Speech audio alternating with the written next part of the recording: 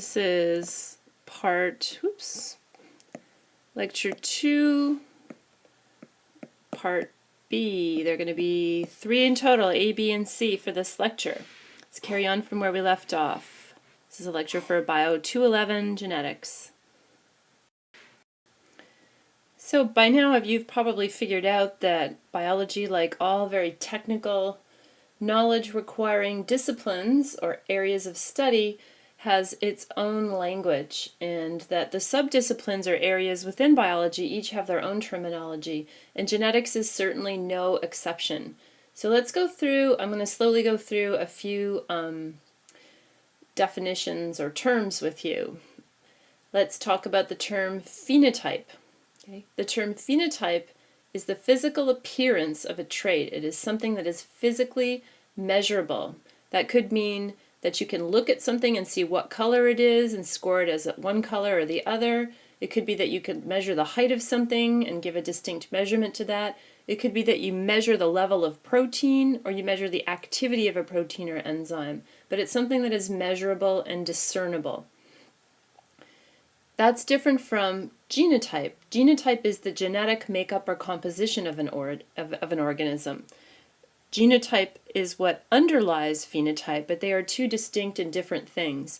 Gametes cannot have phenotypes. Okay? They can only have genotypes. That's an important thing to remember. In the area of Mendelian genetics, the term unit factors typically refers to either genes, specific genes, or chromosomes. Alleles are the different forms or versions of a gene that are found at the same locus or location in the genome. A genotype is an organism's genetic composition, and it's a term that can be applied to one gene or more. The terms homozygous and heterozygous mean the following. An individual is homozygous when the individual has 2 copies of the same allele for a gene. That individual is heterozygous when that individual has 2 different alleles for a gene. These terms are only typically relevant or commonly used in diploid organisms. Dominant is a term that can be used with regards to either a gene or the trait that it influences, and it means that when you have this form of the gene or trait, it will appear in the heterozygote. So a big A, little a organism would always show the phenotype associated with big A if big A is dominant to little a. Recessive is the form of the gene or trait that will not appear in the heterozygote, will not be seen phenotypically. So another thing that I want to point out is that sort of a note on symbolism. In this early part of the course, we're going to use symbolism that matches what you will have experienced earlier in your education when we refer to specific genes. So here I'm going to circle big S, big S, big S, little s, little s, little s. When we're writing on the board or in your notebooks, it's useful to underline those lowercase letters. Using that capital and lowercase letter symbolism is just one of many forms of symbolism commonly used in different areas of genetics to describe particular genes. So we are going to experience other ones in the near future, and I want you to be prepared for that. Another example of it might be if you had a particular gene name and you called the gene the letter gene. So the gene name was letter. Then you might have the gene name, and then you might show the allele as a superscript. Okay, so that would be equivalent to writing this. Okay, you might also see it as a number. So you might have the letter gene and then the number 1.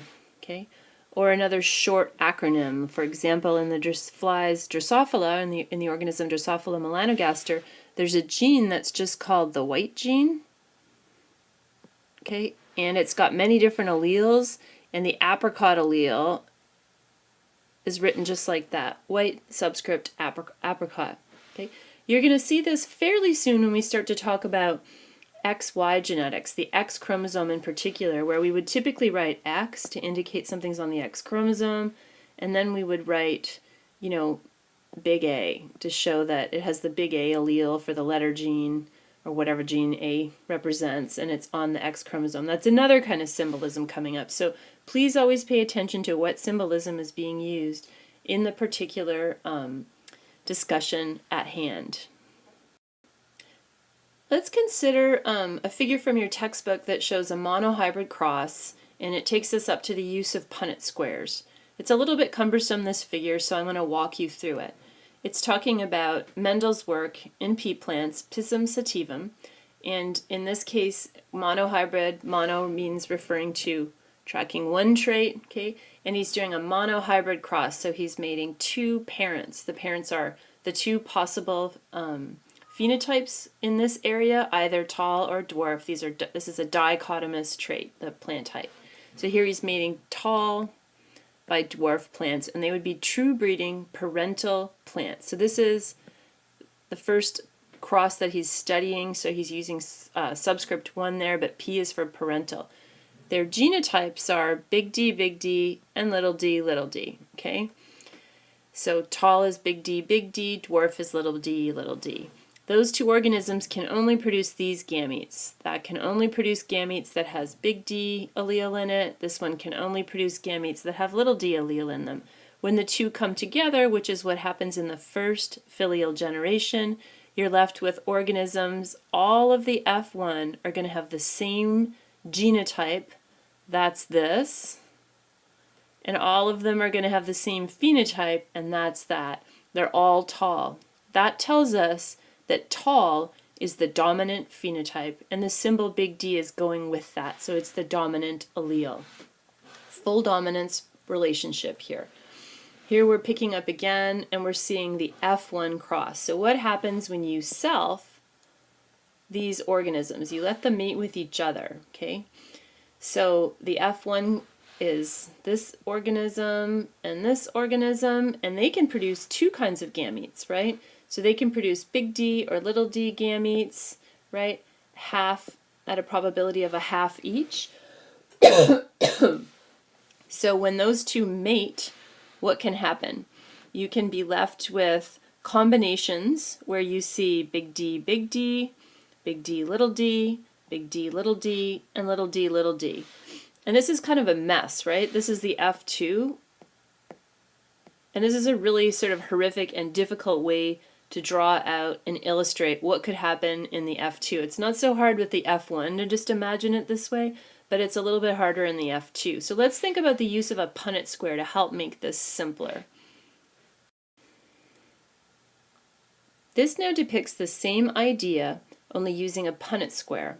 So the stuff on the left part of the figure, over here, that's what we were just looking at in the previous slide. Now let's look at this Punnett square. Everything inside this Punnett square is showing us the possibilities with regards to the F2 progeny.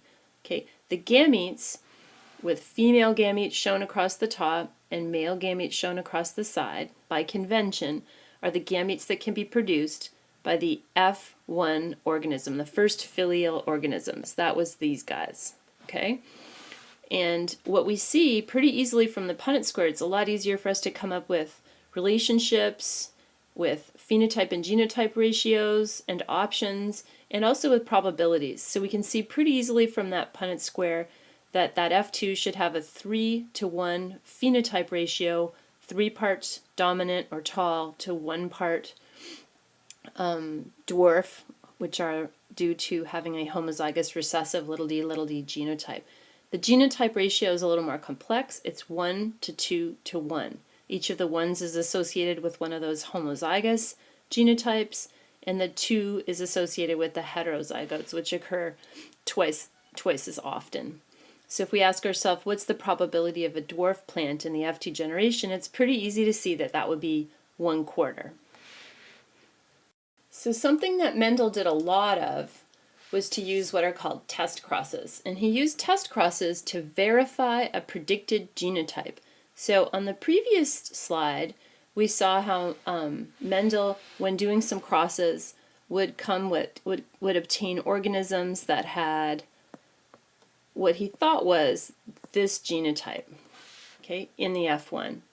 Now he thought that that was the case because he had come up with this idea of the principle of segregation, but he wanted to have different ways of proving or testing his theory. Okay? And what he came up with was the idea of a test cross. So to know what a test cross is, you have to know what a tester is. A tester is an individual who is homozygous recessive for the genes and therefore the trait, or the gene and therefore trait, of interest. That's a tester. Okay, that's a noun. It's an organism with a particular known genotype, and that genotype is homozygous recessive for the gene of interest. So in this cross, the tester would be if you were interested in that organism and you wanted to verify that its genotype was big D, little d, then the tester would be little d, little d.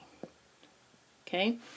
So in the previous experiments that we've just discussed, Mendel he crossed two parental organisms and he got an F1, and then he let them self, and then he got an F2. And he would do that repeatedly to see if he got the same outcome in the F1 and the F2.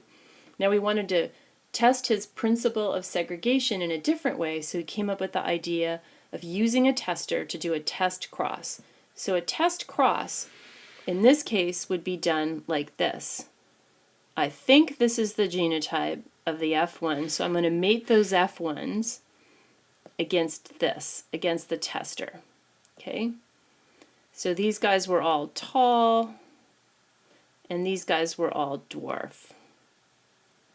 Okay, and these are a known. This is a known genotype. I always do experiments where you know most of what's going on and you're just testing one particular thing. So let's consider the test cross a bit more. All right, so here's a test cross.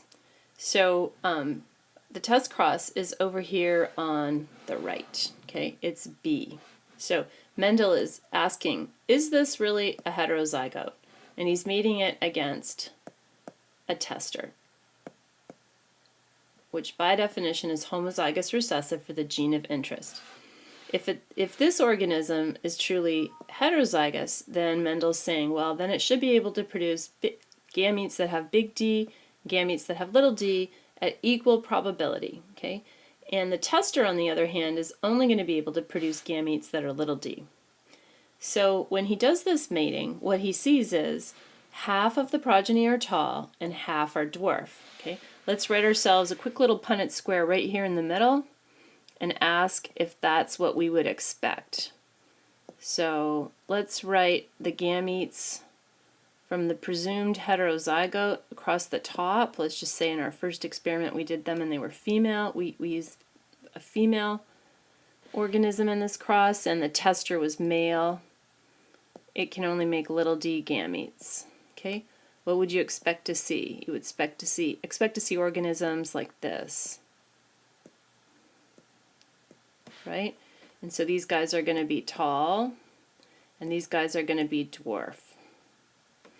And you're going to see that at a 1-to-1 ratio, which is just like saying half tall and half dwarf, right?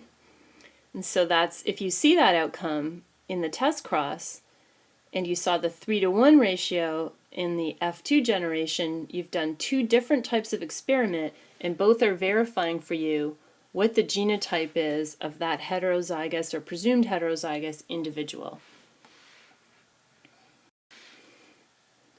Now, from all of this, Mendel basically obtained additional data from test cross experiments that supported his first law, which is the principle of segregation, which we discussed in the previous portion of this lecture and which is rewritten here. So there are two different experimental lines of evidence, monohybrid cross and test cross data, that Mendel used in his studies of 7 different traits in the model organism Pisum sativum, and the outcome from all of those experiments added up indicated to Mendel the ideas that are expressed in this first law. So you should be able to explain in words, in a paragraph form, and using Punnett squares, and using correct terminology, how Mendel obtained the data to develop Law 1, the principle of segregation.